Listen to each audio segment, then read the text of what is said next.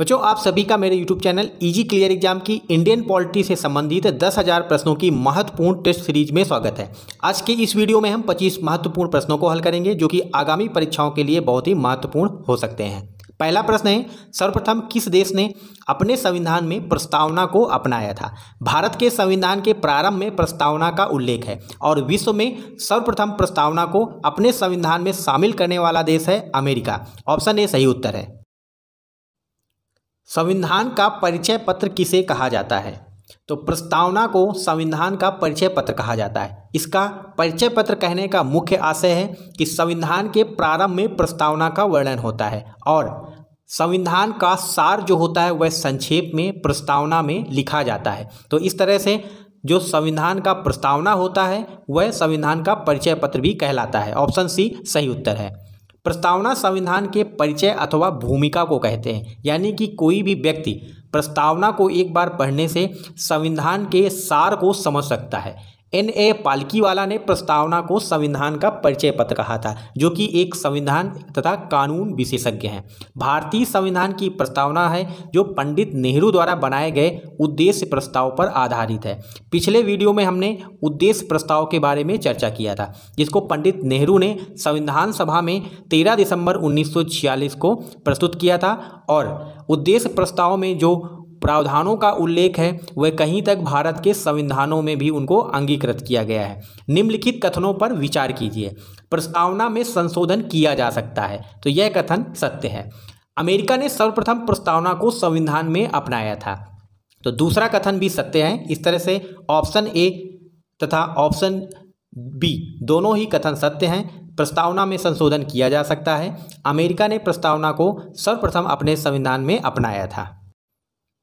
प्रस्तावना में संशोधन किया जा सकता है, लेकिन इसके साथ साथ प्रस्तावना जो कि भारत के संविधान का भाग है, इसकी मूल संरचना को नहीं बदला जा सकता है। सर्वप्रथम अमेरिका ने प्रस्तावना को संविधान में अपनाया था और यह उद्देश्य प्रस्ताव पर आधारित है। अगला प्रश्न है, भारत का संविधान दिवस कब मनाया जाता है? तो भारत का जो संविधान दिवस है वह प्रतिवर्ष 26 नवंबर को मनाया जाता है और इसको 26 नवंबर को मनाने का कारण यह है कि भारत का संविधान 26 नवंबर 1949 को अंगीकृत किया गया था, लेकिन 26 नवंबर को इसके कुछ ही प्रावधानों को अंगीकृत किया गया था। शेष संविधान को 26 जनवरी 1950 को अंगीकृत किया गया।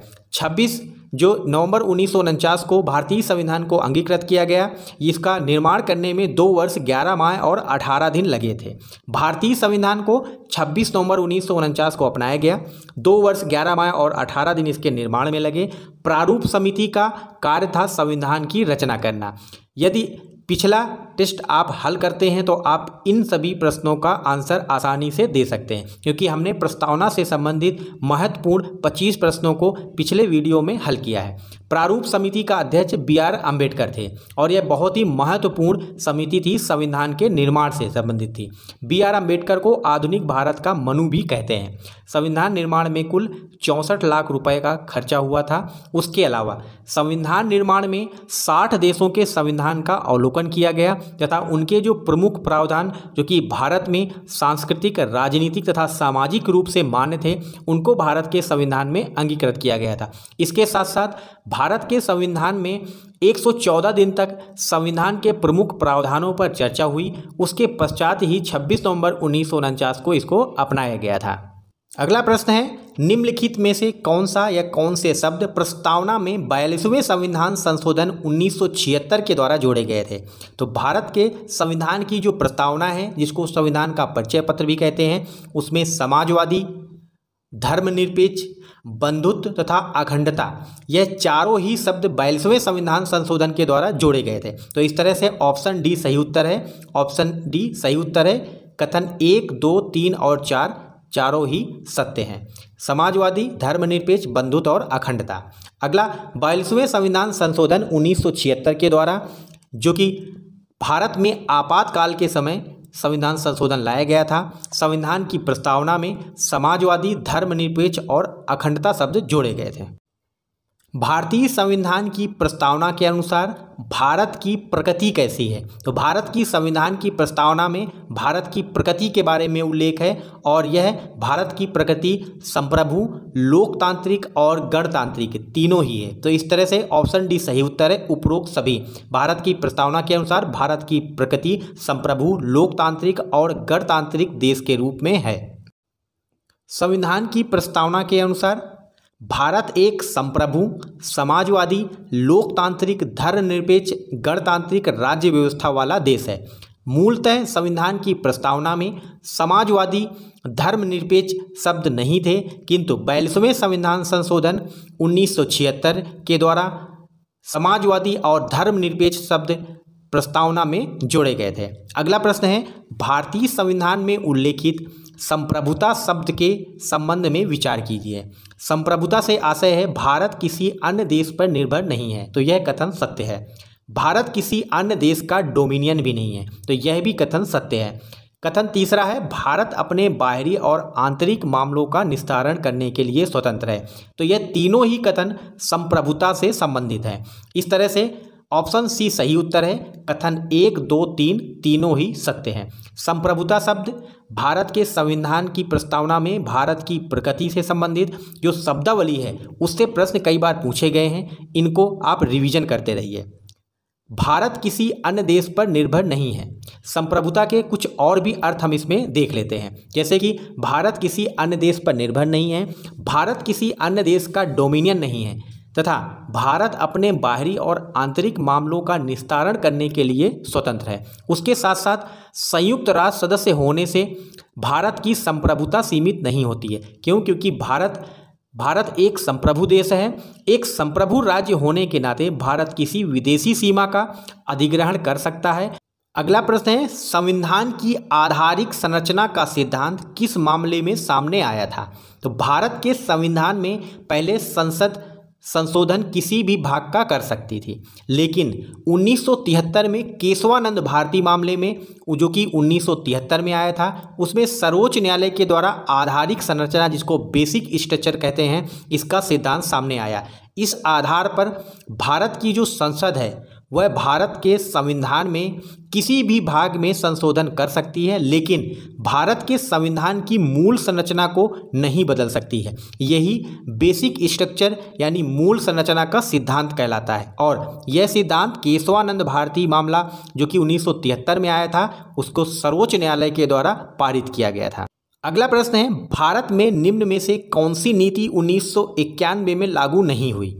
तो ऑप्शन ए है उदारीकरण, ऑप्शन बी है लोकतांत्रिकरण, ऑप्शन सी है निजीकरण, ऑप्शन डी है वैश्वीकरण।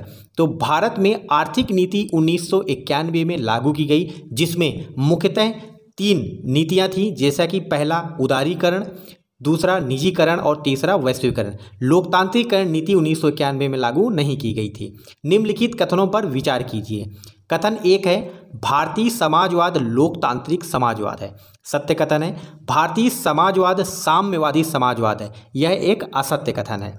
और तीसरा कथन है, भारतीय समाजवाद मार्क्सवाद और गांधीवाद का मिला जुला रूप है, यह भी कथन सत्य है। लेकिन चौथा कथन है, भारतीय समाजवाद गांधीवाद समाजवाद की ओर झुका है, तो यह भी कथन सत्य है। तो इस तरह से केवल दूसरा कथन असत्य है और पहला, तीसरा और चौथा कथन सत्य है। भारतीय समाजवाद एक लोकतांत्रिक समाजवाद तथा गांधीवाद और मार्क्सवादी समाजवाद का मिला जुला रूप है, लेकिन गांधीवादी समाजवाद की तरफ झुका हुआ है। बच्चों, प्रश्नों के बीच में हम जो महत्वपूर्ण नोट्स पढ़ते हैं, इनको आप अपनी रिवीजन बुक में लिख लीजिए तथा इनका रिवीजन करते रहिए। यह बहुत ही महत्वपूर्ण तथ्य हैं और इन्हीं तथ्यों से कई बार प्रश्न बनते हैं। अब इन महत्वपूर्ण तथ्यों को संविधान की प्रस्तावना में जो लिखा गया है उनके बारे में चर्चा कर लेते हैं, जो कि समाजवाद से संबंधित है। भारतीय समाजवाद लोकतांत्रिक समाजवाद है, यह साम्यवादी समाजवाद नहीं है। और साम्यवादी समाजवाद कहाँ पर है? रूस और चीन में। साम्यवादी समाजवाद को राज्य आश्रित समाजवाद भी कहते हैं। साम्यवादी समाजवाद में उत्पादन और वितरण के सभी साधनों का राष्ट्रीयकरण हो जाता है और निजी संपत्ति का उन्मूलन हो जाता है। इसीलिए भारत में साम्यवादी समाजवाद को नहीं अपनाया गया। लेकिन लोकतांत्रिक समाजवाद मिश्रित अर्थव्यवस्था में विश्वास रखता है। मिश्रित अर्थव्यवस्था में निजी और जो सार्वजनिक क्षेत्र होते हैं वह दोनों ही शामिल होते हैं। और लोकतांत्रिक समाजवाद का जो उद्देश्य होता है उसका मुख्य उद्देश्य होता है गरीबी, उपेक्षा, बीमारी और बेरोजगारी को समाप्त करना। उसके साथ साथ भारतीय समाजवाद जो है वह मार्क्सवाद और गांधीवाद का मिला जुला रूप है। रूस तथा चीन में सभी निजी संपत्तियों का उन्मूलन किया गया है, लेकिन भारत में निजी संपत्तियों का उन्मूलन ना करके दोनों निजी और सार्वजनिक क्षेत्र दोनों को रखा गया और दोनों मिलकर भारत का विकास करते हैं। अगला प्रश्न है, निम्नलिखित में से किस देश में प्रत्यक्ष लोकतंत्र है? तो स्विट्जरलैंड एक ऐसा देश है जहां पर प्रत्यक्ष लोकतंत्र है। भारतीय संविधान में किस प्रकार के न्याय की व्यवस्था की गई है? तो भारतीय संविधान के प्रस्तावना को यदि आप पढ़ेंगे तो उसमें सामाजिक, राजनीतिक और आर्थिक तीनों ही प्रकार के न्याय की व्यवस्था की गई है। प्रस्तावना जो कि हमने पहले ही पढ़ा है कि भारत की संविधान का जो सार है वह प्रस्तुत करता है, और आप प्रस्तावना को पढ़कर भारत के संविधान के सार को, कुछ जो प्रमुख प्रावधान हैं उनको समझ सकते हैं। और भारतीय संविधान की प्रस्तावना में जो न्याय की व्यवस्था है वह सामाजिक, राजनीतिक और आर्थिक तीनों ही प्रकार के न्याय की व्यवस्था है। ऑप्शन डी सही उत्तर है उपरोक्त सभी। अगला प्रश्न है, भारतीय संविधान में आर्थिक, सामाजिक और राजनीतिक न्याय की जो अवधारणा है वह किस देश की क्रांति से प्रेरित है? तो यह रूस की क्रांति से प्रेरित है। तो भारतीय संविधान की प्रस्तावना में आर्थिक, सामाजिक और राजनीतिक न्याय की अवधारणा को रूस की क्रांति से भारत में अंगीकृत किया गया है। रिवीजन नोट्स के रूप में कुछ महत्वपूर्ण तथ्यों को देख लेते हैं, जैसे कि सामाजिक न्याय का अर्थ होता है कि प्रत्येक व्यक्ति के साथ जाति, रंग, धर्म, लिंग के आधार पर बिना भेदभाव के समान व्यवहार करना, यह सामाजिक न्याय का अर्थ होता है। राजनीतिक न्याय का अर्थ होता है प्रत्येक व्यक्ति को समान राजनीतिक अधिकार प्राप्त होने चाहिए। उसके बाद आर्थिक न्याय का अर्थ होता है कि आर्थिक कारणों के आधार पर किसी से भेदभाव नहीं किया जाएगा, यानी कि समाज में किसी भी व्यक्ति के साथ उसकी जाति, रंग और धर्म तथा लिंग के आधार पर भेदभाव नहीं किया जाना चाहिए। उसके अलावा प्रत्येक व्यक्ति को समान राजनीतिक अधिकार भी प्राप्त हों और आर्थिक कारणों के आधार पर किसी से भेदभाव नहीं किया जाना चाहिए। भारतीय संविधान की प्रस्तावना में यह तीनों ही प्रकार के जो न्याय हैं इनको भारत की संविधान में मौलिक अधिकारों में भी शामिल किया गया है। और मौलिक अधिकारों में यह कहा गया है जिनमें समता के अधिकार के आधार पर किसी भी व्यक्ति को जाति, रंग तथा धर्म के आधार पर कुछ स्थानों पर भेदभाव नहीं किया जाएगा और आर्थिक कारणों पर भी उनसे किसी भी प्रकार का भेदभाव नहीं किया जाएगा। तो यह जो प्रस्तावना में न्याय के प्रकार हैं इनको भारत की संविधान में मौलिक अधिकारों में भी शामिल किया गया है। निम्न में से कौन से आदर्श फ्रांस की क्रांति से प्रेरित हैं? तो पहला जो आदर्श है स्वतंत्रता, यह फ्रांस की क्रांति से प्रेरित है। उसके दूसरा है समता और तीसरा है बंधुत्व, यानी स्वतंत्रता, समता और बंधुत्व का जो सिद्धांत है यह भारत के संविधान में फ्रांस की क्रांति से प्रेरित है और इनको भारत की संविधान की प्रस्तावना में वर्णन किया गया है। अगला प्रश्न है, फ्रांस की राजधानी का नाम क्या है? जिस प्रकार भारत के संविधान में फ्रांस की क्रांति तथा फ्रांस से कुछ प्रावधान लिए गए हैं, तो इसमें कई बार प्रश्न बनता है कि फ्रांस यानी उस देश की राजधानी तथा अन्य प्रश्न भी पूछे जा सकते हैं। तो फ्रांस की राजधानी है पेरिस। ऑप्शन सी सही उत्तर है। अगला प्रश्न है, निम्नलिखित में से कौन सा सही सुमेलित नहीं है? तो यह बच्चों विभिन्न देश और उनकी राजधानी से संबंधित है। तो नेपाल की राजधानी है काठमांडू, जो कि भारत का एक उत्तर में स्थित पड़ोसी देश है, तो यह कथन सत्य है। भूटान जो कि भारत के उत्तर में ही स्थित एक पड़ोसी देश है जिसकी राजधानी थिम्पू है, यह भी कथन सत्य है। तो ऑप्शन सी है जापान। जापान एक द्वीपीय देश है जो कि प्रशांत महासागर में स्थित है और यह इसकी राजधानी है टोक्यो, यह भी कथन सत्य है। ऑप्शन डी असत्य कथन है। कंबोडिया की राजधानी लाओस नहीं है क्योंकि लाओस भी एक देश है। अगला प्रश्न है, भारतीय संविधान के प्रस्तावना में किस प्रकार की स्वतंत्रता का वर्णन किया गया है? तो भारत के संविधान के मौलिक अधिकारों में भी स्वतंत्रता के अधिकारों को शामिल किया गया है, लेकिन भारत की जो संविधान की प्रस्तावना है उसमें स्वतंत्रता को सम्मिलित किया गया है और उसके निम्नलिखित प्रकारों को भी शामिल किया गया है। उनमें से विचारों की स्वतंत्रता, अभिव्यक्ति की स्वतंत्रता और आस्था की स्वतंत्रता, ये तीनों ही प्रकार की स्वतंत्रता का वर्णन संविधान की प्रस्तावना में है। भारतीय संविधान के किस अनुच्छेद में विधि के समझ समता का प्रावधान है? तो हमने पहले प्रश्नों में देखा था कि भारतीय संविधान में सामाजिक न्याय, आर्थिक न्याय और राजनीतिक न्याय तीनों ही प्रकार के न्याय की व्यवस्था है। उसी प्रकार भारत के संविधान में मौलिक अधिकारों में भी विभिन्न प्रकार के न्याय का वर्णन है और उनमें से विधि के समझ समता का न्याय का प्रावधान है। और यह विधि के समझ समता का जो मौलिक अधिकार है यह अनुच्छेद 14 में उल्लेखित है और इसका उल्लंघन होने पर भारत का कोई भी व्यक्ति सीधा सर्वोच्च न्यायालय में शिकायत कर सकता है। अगला प्रश्न है, निम्नलिखित कथनों पर विचार कीजिए। ऑप्शन कथन 1 है, भारत में वयस्क मताधिकार की उम्र 21 वर्ष है। यह असत्य कथन है क्योंकि भारत में वयस्क मताधिकार की जो उम्र है वह है 18 वर्ष। भारत में प्रतिनिधि संसदीय लोकतंत्र है, तो यह कथन सत्य है क्योंकि भारत में जो सांसद बन के जाते हैं वह भारत की जनता के प्रतिनिधि होते हैं और इस तरह से प्रतिनिधित्व लोकतंत्र यानी प्रत्यक्ष लोकतंत्र नहीं है। कथन तीसरा है, राष्ट्रपति का चुनाव अप्रत्यक्ष रूप से होता है, तो यह कथन भी सत्य है। तो इस तरह से कथन 1 असत्य है, उसके पश्चात 2 और 3 कथन सत्य है। बच्चों, यह प्रश्न विभिन्न संविधान के प्रावधान और उनको किस देश से अंगीकृत किया गया है उनसे संबंधित है। तो पहला कथन है मूल अधिकार, जिनको अमेरिका के संविधान से अंगीकृत किया है, तो यह कथन सत्य है।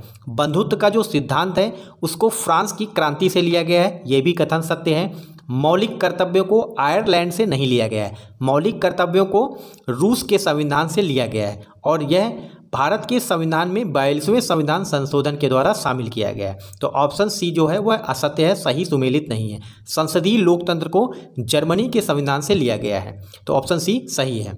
निम्नलिखित कथनों पर विचार कीजिए। राष्ट्रपति सरकार का प्रमुख होता है, तो यह कथन असत्य है। राष्ट्रपति सरकार का प्रमुख नहीं होता है, राष्ट्रपति राज्य का प्रमुख होता है। कथन दूसरा है, प्रधानमंत्री राज्य का प्रमुख होता है, यह भी असत्य कथन है क्योंकि राष्ट्रपति राज्य का प्रमुख होता है, प्रधानमंत्री सरकार का प्रमुख होता है। तो इस तरह से दोनों ही कथन असत्य हैं, दोनों में से कोई नहीं, ऑप्शन डी सही उत्तर है। भारत का जो राष्ट्रपति होता है वह भारत की एकता और अखंडता का प्रतीक होता है और भारत का प्रथम नागरिक कहलाता है। वहीं पर प्रधानमंत्री लोकसभा में बहुमत दल का नेता होता है जिसको राष्ट्रपति के द्वारा प्रधानमंत्री के रूप में नियुक्त किया जाता है और प्रधानमंत्री जो होता है वह भारत में सरकार का मुखिया होता है। वर्तमान में भारत के प्रधानमंत्री कौन हैं? तो वर्तमान में भारत के प्रधानमंत्री श्री नरेंद्र मोदी हैं, जो कि 2014 से लगातार दूसरे कार्यकाल के लिए प्रधानमंत्री बने हैं और यह गुजरात के मुख्यमंत्री भी रह चुके हैं। अगला प्रश्न है, भारत का जो वर्तमान राष्ट्रपति हैं वह कौन है? तो भारत की वर्तमान राष्ट्रपति द्रौपदी मुर्मू हैं, जो कि भारत की प्रथम अनुसूचित जनजाति की महिला राष्ट्रपति हैं। ऑप्शन बी सही उत्तर है। वर्तमान में केंद्र में किस पार्टी की सरकार है? तो वर्तमान में केंद्र में भारतीय जनता पार्टी की सरकार है। तो बच्चों, आप सभी को यदि ये वीडियो पसंद आया हो तो इसको लाइक, शेयर और सब्सक्राइब करना ना भूलें। साथ में बेल आइकन भी दबाएं ताकि जो इस टेस्ट सीरीज का आने वाला वीडियो है वो नोटिफिकेशन के जरिए प्राप्त हो।